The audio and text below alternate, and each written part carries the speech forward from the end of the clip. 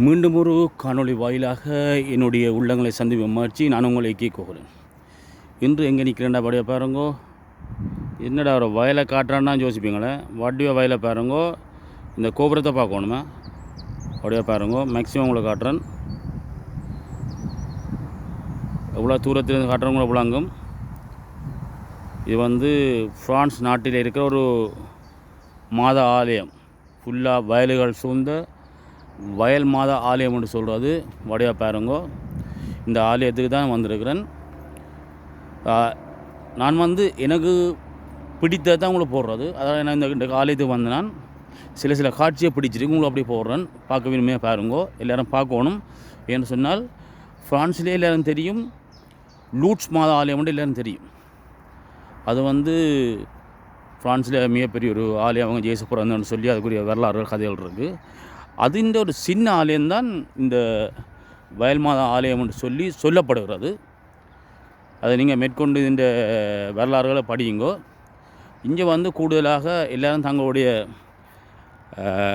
மனது அமைதியை போக்குறது தான் எல்லாம் வாரது.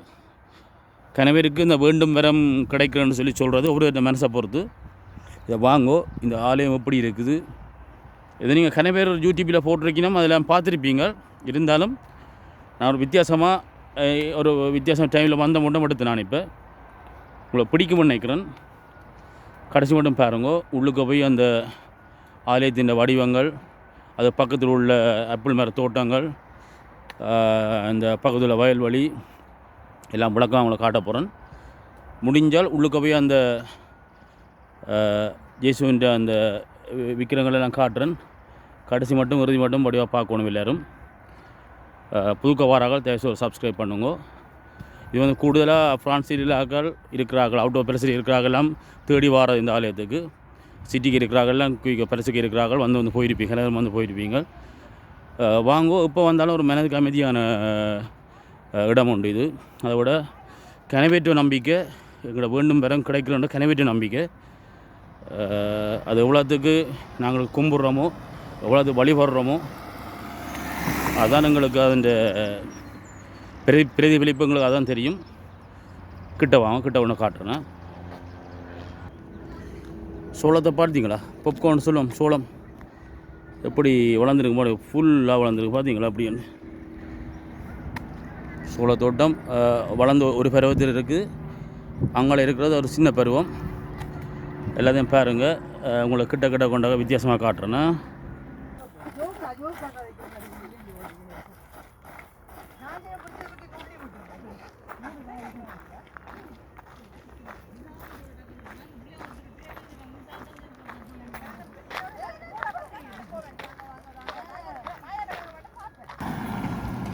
ஃபுல்லாக தமிழாக்கூடிய வாகனங்கள்லாம் ஃபுல்லாக தமிழாக்கெல்லாம் பெரியணும். பூசை 6 மணி இருக்குது.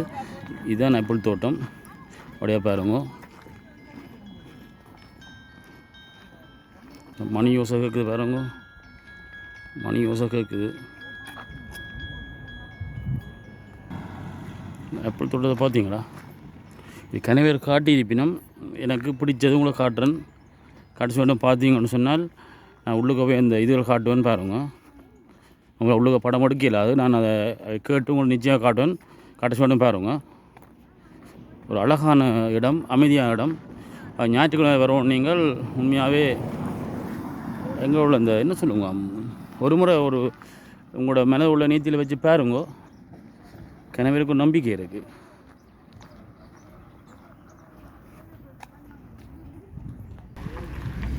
இதுதான் ஆலயத்தின் வாசலை பாருங்க. வடிவா ஆலயத்தில் வாசலில் ஒரு சின்ன ஒரு சொருவம் இருக்குது. அப்படியே உள்ளுக்கு போய் உள்ளுக்கும் பார்க்கலாம்.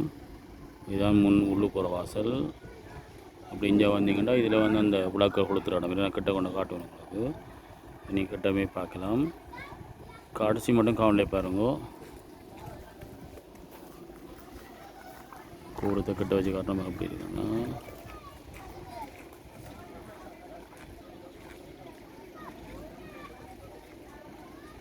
மணியை பார்த்தீங்களா? அப்படி வச்சுருக்கோம்.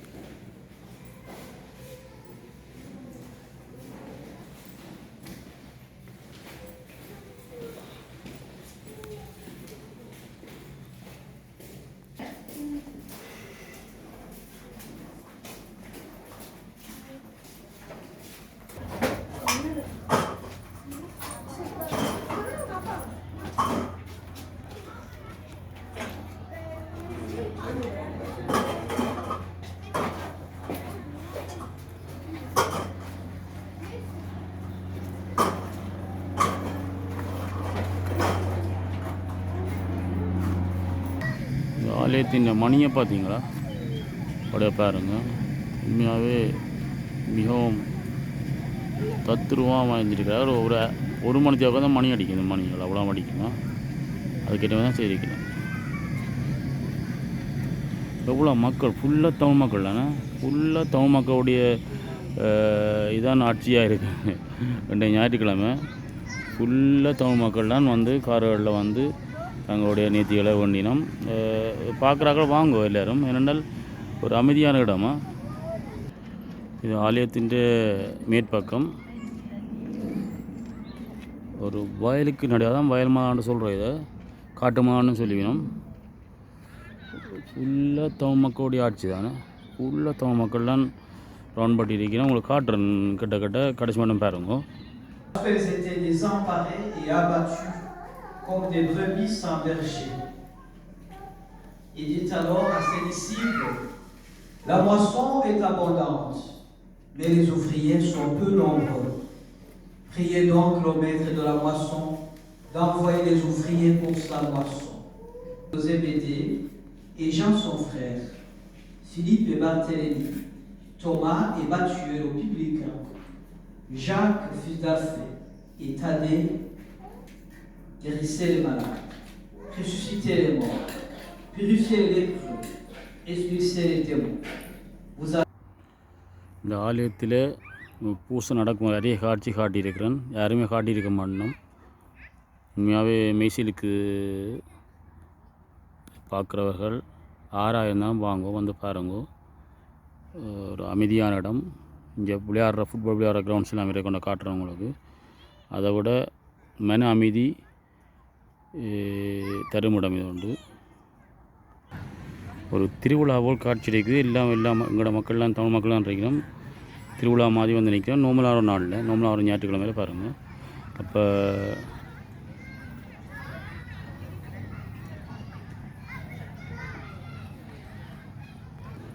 இதில் வச்சு சாப்பாடு கொடுக்குறோம். நேத்திக்கு வந்து சாப்பாடு கொடுக்குறோம். காரணம் இப்போ எல்லாம் கேக்குகள் ரோல் எல்லாம் கொடுத்து உங்களை காட்டி நான் போச்சு. உங்களுக்கு சந்தர்ப்பமாக தான் காட்டுறேன்.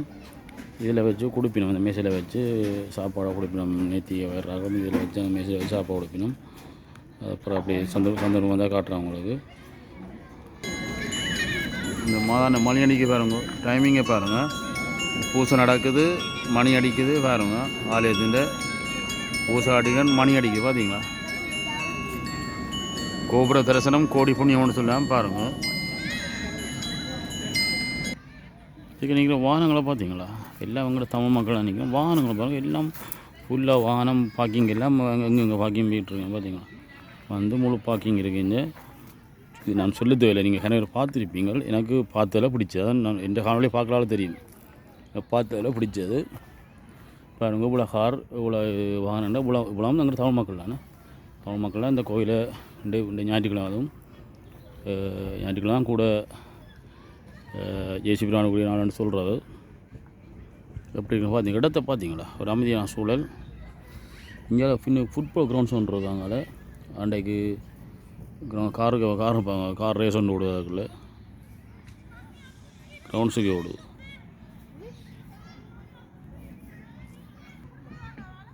இங்கே ஃபுட்பால் மேட்ச் நடக்கிறது. மேட்ச்னு சொல்லி இந்த எல்லாமே விளையாடுறது. இந்த பத்தியாக வந்து எல்லாம் செய்து வடிவ வச்சிருக்கணும்.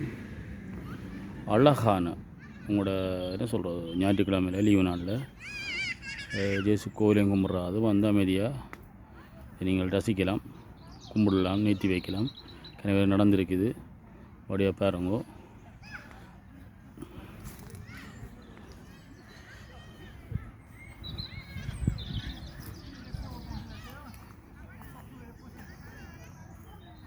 உள்ள காரணம் நிற்கணும்.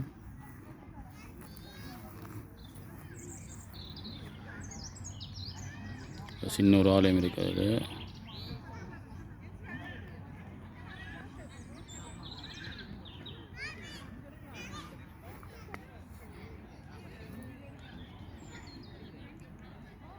இந்த மர நடுவைக்கு பாருங்க. அந்த மாதாண்ட சுருவத்தை பார்க்க ஒரு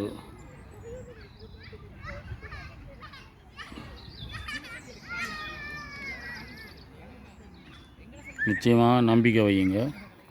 கடவுள் எல்லாம் ஒன்று தான் வையுங்க. இது ஒரு பலன் நிச்சயமாக இருக்கும். விசா இருக்கிறார்கள், விசா இல்லாதாக்கள், ஒரு உங்களோட விரங்களுக்கு குழந்தை படுறாக்கள், அது அப்படி உங்களோட விரங்களை கேளுங்க, நிச்சயமாக நிறைவேற்றி வேணும். சோடாக்கள்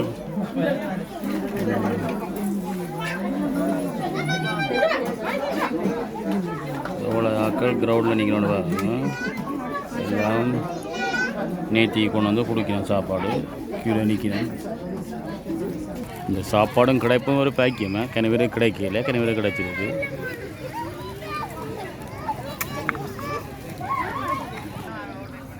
சாப்பாடு கொடுவது பல மக்கள் முண்டி அடிச்சு கொண்டு ஓடினோம். அவங்கள நேரடியாக காட்டுறோம் பாருங்க.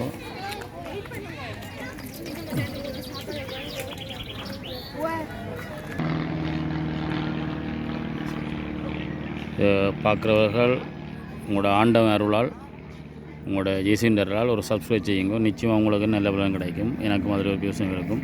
எப்படின்னு பாருங்கள், உண்மையாக நல்லா இருக்கு. இந்த வழிபடுறவர்கள் வழிபடுங்க. அதுக்கேற்ற தான் காணொலி எடுத்துருக்கிறேன். எடுத்து அப்படியே நான் நேரடியாக போடுறேன் உங்களுக்கு.